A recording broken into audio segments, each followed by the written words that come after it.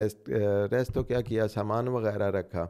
अच्छा, वहाँ से होटल के से थोड़ा सा ऊपर, लाइक 50 60 70 फीट की हाइट होगी, तो वहाँ पे जाना ज़रूरी समझें कि वहाँ हम गए कि वो हाइट चढ़ी है। वहाँ पे पत्थरों की नेचुरली शक्ल इस तरह से बनी हुई है कि जैसे उकाब, ईगल बैठा हुआ है ना, और काफ़ी ज़्यादा पत्थर इस तरह के। खैर हम वहाँ पहुँच गए, बड़े औखे सांस चढ़े हुए, बुरी हालत यार, ये क्या बकवास है कि इतनी सी हाइट नहीं चढ़ी गई। खैर वहाँ पे और भी लोग थे, फोटोग्राफी चल रही है, लोग तस्वीर बना रहे हैं, वहाँ पे बड़ा कमाल का व्यू आ रहा है पूरी हुंजा वैली का। तो सनसेट हमने वहीं देखा बैठ के। फिर हम नीचे आए तो होटल के टेरेस पे आ गए। अच्छा, वहाँ आके और ज़्यादा हैरानगी, वहाँ सभी फॉरेनर्स बैठे हुए हैं, कोई और लोकल बंदा नहीं था वहाँ पे। सभी फॉरेनर्स है, कोई इंग्लैंड से है, कोई जर्मनी से है, कोई ऑस्ट्रेलिया से है, इस तरह डिफरेंट नेशनैलिटीज़ के लोग उनके साथ। खैर जितनी हमें अंग्रेज़ी उस दौर में आती थी उसमें को गपशप करने की कोशिश करते रहे, और बड़ी खुशी हुई कि वो लोग मेरा मुल्क देखने आए हुए हैं और तारीफ़ कर रहे हैं कि इतने खूबसूरत और इतनी नेचुरल ब्यूटी उन्हें कहीं और देखने को नहीं मिली, तो बड़ी खुशी हुई।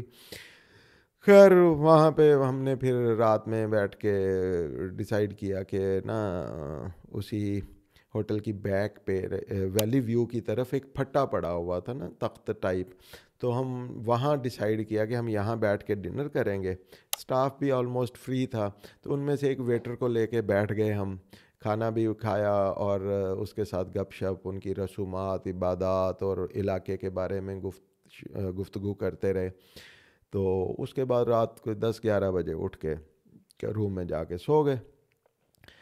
सुबह सूरज की पहली किरणों के साथ मेरी आंख खुली और विंडो में सामने मुझे एक, जैसे सोना नहीं चमक रहा होता, इस तरह की चमक आई। मैं उठ के बाहर टेरेस पे आया तो जनाब सामने एक पीक सूरज की पहली किरणों के साथ बिल्कुल गोल्ड की तरह चमक रही हो ना। बाद में खैर उन्होंने बताया कि जी इसको गोल्डन पीक कहते हैं, और इसी वजह से कहते हैं कि जब सूरज सुबह में निकलता है तो ये बिल्कुल गोल्डन हुई होती है और चमक रही होती है। फिर खैर ताहा फरहान को उठाया, हम लोग रेडी वेडी हुए, तो वो चले गए डाइनिंग हॉल में ब्रेकफास्ट के लिए। बाहर निकले हैं तो हमें वेटर कहता है कि जी आपको बंदे ढूंढ रहे हैं रात से। हम परेशान कि हमने ऐसा क्या कर दिया भाई जो हमें यहाँ पे बंदे ढूंढ रहे हैं। खैर डाइनिंग हॉल में पहुँचे तो वहाँ पे वो 3 4 लड़के बैठे हों, तो कहते जी ये यही है जो आपका पूछ रहे। मैं कहा जी सर फरमाइए। कहते खैर तारुफ हुआ तो वो फैसलाबाद से आए हुए थे, और कहते जी ये सिविक आपकी है। मैंने कहा जी हाँ हमारी है। नहीं आप इस पे यहाँ तक पहुँचे कैसे हैं? मैंने कहा जी क्या मतलब, सड़क से ही आए? वो कहता भाई हमारे पास करोला थी, उसने ऊपर आने से इनकार कर दिया, हम वापस बाज़ार गए हैं, वहाँ गाड़ी खड़ी करके जीप लेके आए हैं, तो आप इस पे कैसे पहुँचे यहाँ पे?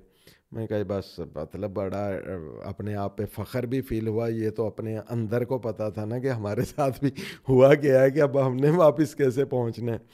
खैर नाश्ता वाश्ता किया और फिर वापसी का प्लान किया। वो बच्चा हमें जो रात हमारे साथ बैठा रहा, वो उसने रोकने की कोशिश की कि सर आप ना जाएं आज वापस, आज आप फासू ग्लेशियर की तरफ जाएं और वो देखने वाली चीज़ है तो उसको स्किप ना करें। लेकिन मुझे गाड़ी की फ़िक्र थी कि गाड़ी में प्रॉब्लम है तो क्या करूं। खैर वापसी का ही डिसाइड किया और वहाँ से निकले। मुझे थोड़ा ये हौसला था कि वापसी जो है वो डाउनवर्ड जाना है, तो गाड़ी होपफुली पहुँच जाएगी। अच्छा चलते चलते जनाब हम जो है वो नॉर्मल वाला ब्रिज स्किप कर गए, हम चले गए वो दन्योर की तरफ ही।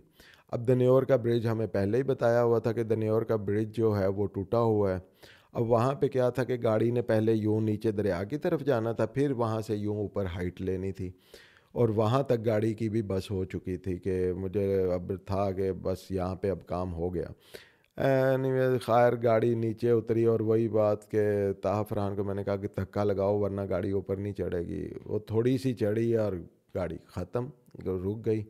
अब परेशान, वहाँ पे अब रास्ता ही नहीं है, ना कोई आने वाला ना कोई जाने वाला। थोड़ी देर खैर वेट किया तो एक लड़का आ गया मेहरान पे, लाहौर नंबर की मेहरान हो, उसको खैर हाथ दिया, रुक गया। तो उसे बताया कि यार हमारे साथ ये प्रॉब्लम है। कहता है भाई मेरी तो गाड़ी हल्की है, तो वो लोकल ही था वहीं का।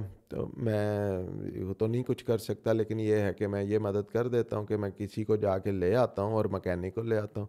वो घर गया और जाके एक मैकेनिक को और एक सुजुकी पिकअप वाले को ले आया, लोहे की तार ले आया, हमने गाड़ी वाड़ी बांधी उसके साथ, पीछे से धक्का लगाया और गाड़ी को ऊपर चढ़ाने की कोशिश की। थोड़ी सी ऊपर चढ़ी तो वो उसने भी इनकार कर दिया। पिकअप वाले ने कहता जी मेरी तो अपनी क्लच प्लेट्स में से स्मेल आनी शुरू हो गई है। वो पिकअप वाले ने जनाब जवाब दे दिया। अब फिर परेशान कि अब क्या करें। थोड़ी देर में वहाँ पे एक लैंड क्रूज़र वाला आया, तो मिस्त्री के जानने वाला था, उससे बातचीत शुरू कर दी। तो मुझे उसके लहजे से लगा कि ये बंदा लोकल नहीं है। उसने सर पे जनाब वो सिंधी टोपी टाइप ली हुई। मैं उसके पास गया, मैंने कहा सर आप कहाँ से हैं? कहता मैं डेरा गाजी खां से। और मैंने कहा साईं गराई हो ना वाला सा फिर। तो उनको खैर रिक्वेस्ट की, उसने खैर गाड़ी बांधी और ऊपर रोड तक छोड़ के गया। ऊपर उतनी देर में आगे से वो कार वाले ने जो टैक्सी वाला भेजा था वो आ गया। गाड़ी बांध के तो हम आ रहे। रास्ते में मैकेनिक को मैंने कहा यार बुरा ना मनाना, अगर तो आप इस गाड़ी का काम कर सकते हो तो खोलना, वरना हमें किसी बेहतर बंदे का मशवरा दे दो, हम उसके पास ले जाएं।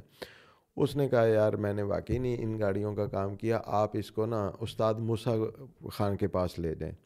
खैर वो कार वाले को उसने समझाया, वो हमें मूसा खान के पास ले आया। जनाब पैंट शर्ट में मलबूस, लंबा उस चिट्टा उस्ताद, पढ़ा लिखा, नहायत शफीक, मोहब्बत से मिला। और हमें ऐसे उस्तादों का तजर्बा ही नहीं था, हमें इस तरह के उस्ताद कहाँ मिले हैं यहाँ पे वर्कशॉप्स में। खैर जनाब उन्होंने हमें मैक्सिमम आसानी देने की कोशिश की। पहले उन्होंने गिलगे से पता किया, जो कि पहले ही उम्मीद थी कि नहीं मिलेगी। फिर उन्होंने पिंडी किसी को फ़ोन किया, उन्होंने वहाँ से सामान रखवाया कि जी कि चलें। उन दिनों बसें जो हैं 30 32 34 घंटे में पहुँचती थी कि जी कल तक आ जाएगा। हम गाड़ी खड़ी करके होटल आ गए। वो 3 दिन हमारे टूर के बेस्ट तरीन दिन थे, जो गाड़ी वर्कशॉप रही और हम 3 दिन गिलगित शहर में पैदल फिरते रहे हैं, घूमते फिरते, इस तरह से मज़ा आया। अगले दिन जनाब वर्कशॉप आए, पता चला कि रास्ते में लैंडस्लाइड हो गई और वो पता नहीं अब कब खुलेगी तो गाड़ियाँ आएंगी। खैर अगले दिन शाम के वक्त गाड़ियाँ पहुँच गई, सामान आया तो पता चला कि जनाब वो हमारे वाली सिविक की बजाय वो पिछली सिविक का सामान आ गया। फिर परेशान कि अब क्या करें।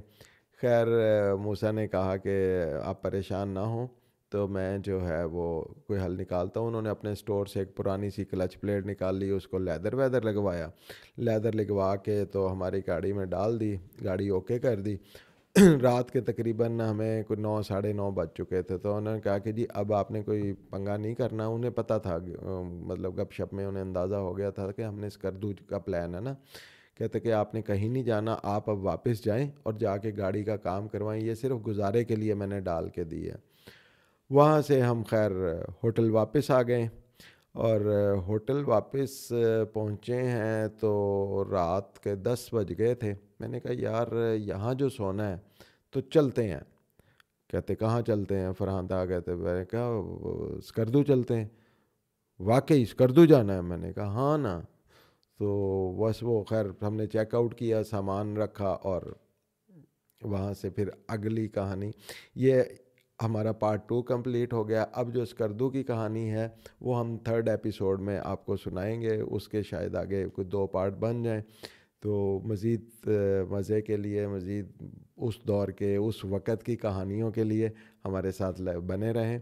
इंशाल्लाह मिलते हैं ब्रेक के बाद। अपना ख्याल रखिए। अल्लाह हाफिज़।